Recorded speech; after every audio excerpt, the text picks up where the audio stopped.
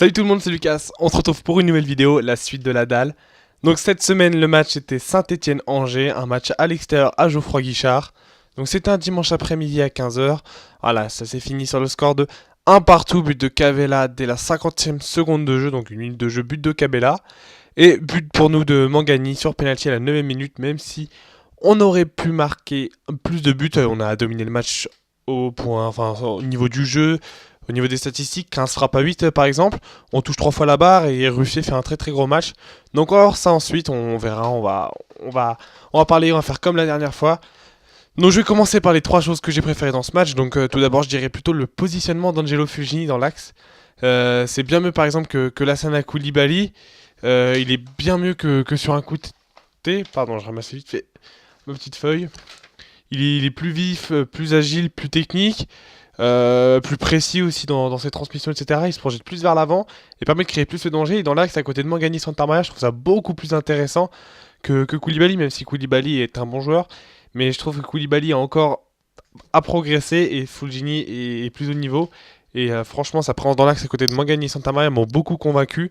Et il a su se créer de très belles occasions, comme notamment cette barre sur ce super barré de Stéphane Ruffier.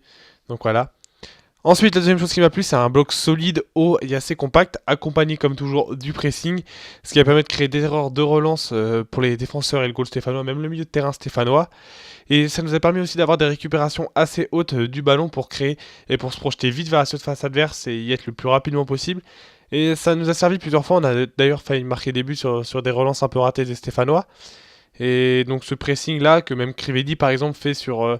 Enfin, par exemple, la main pour le penalty, c'est un centre un peu raté, mais Crivelli va quand même aller se forcer à y aller, alors que certains attaquants n'y seraient pas allés vu que la balle sortait. Et Pierre Gabriel donc met la main un peu pressé par Crivelli.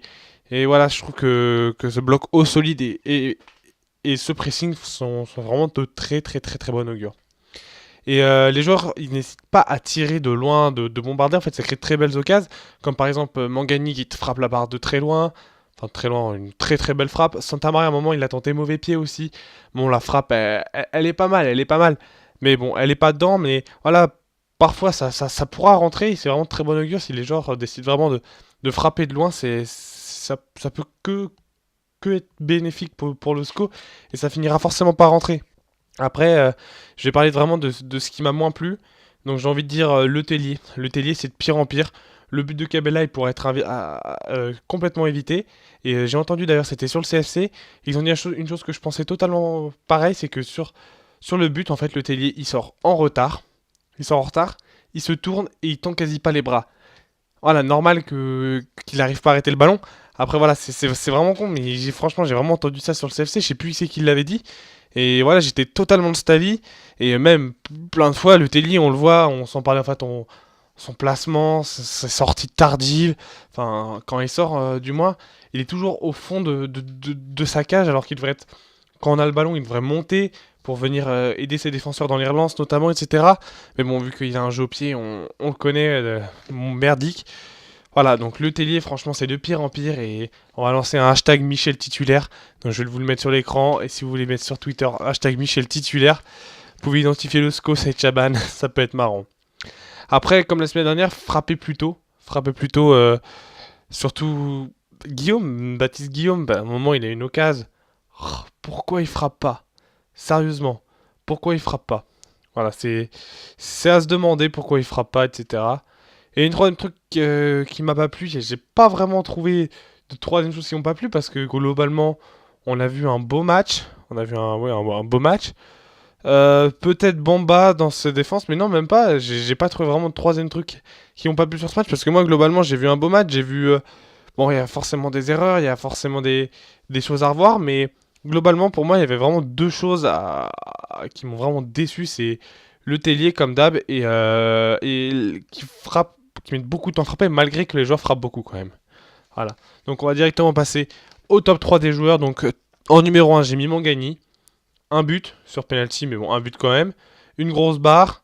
Un très bon match encore de sa part. Et il est quand même dans le top 3, il me semble, l'équipe. Je vous mettrai. Il me semble qu'il est dans le top 3 des joueurs les mieux notés. L'équipe depuis le début de la saison. Donc c'est vraiment pas mal et voilà, un très très gros match de Thomas Mangani, notre maestro encore une fois, et ça fait vraiment plaisir. Il commence vraiment à découvrir, on voit sur Twitter des messages sur Mangani, etc. Ça fait vraiment plaisir. Ensuite, j'ai mis Rémi Cabella. Donc, il lui a fallu ses 50 premières secondes de jeu avec Sainté. Il lui a suffi en fait à marquer directement un but. Donc, voilà. Il fait un super match, des gestes techniques qui éliminent, des passes précises, des accélérations quand il le faut. En fait, on a presque l'impression d'un Rémi Cabella retrouvé par rapport à son niveau quand il était à Montpellier ou il est parti à Newcastle, quand il était en équipe de France, etc. Et moi, ça me fait vraiment plaisir parce que c'est vraiment un joueur que j'adorais, Rémi Cabella. Et donc, le revoir à pas encore à son meilleur niveau, mais à un bon niveau, ça fait vraiment plaisir. Et à un bon poste aussi. Tu fais le Zindoul. Et en 3, j'ai pas su le départager entre Andreu et Traoré. En fait, 2 retours de blessure au top. Andreu a eu quelques matchs, mais maintenant, il a vraiment retrouvé un niveau super. Capitaine Ismaël Traoré. Et ses interventions, ses relances, elles sont toujours impeccables. Andreu, il fait un apport offensif qui est énorme, avec des interventions défensives toujours au top. Et il nous fait certains gestes techniques pour éliminer des attaquants, enfin des défenseurs lorsqu'il faut centrer que on s'y attend pas de l'appartement de Johan Andreu. Et ça fait vraiment, vraiment plaisir. En numéro 1 dans les flops, j'ai mis Ronaël Pierre-Gabriel.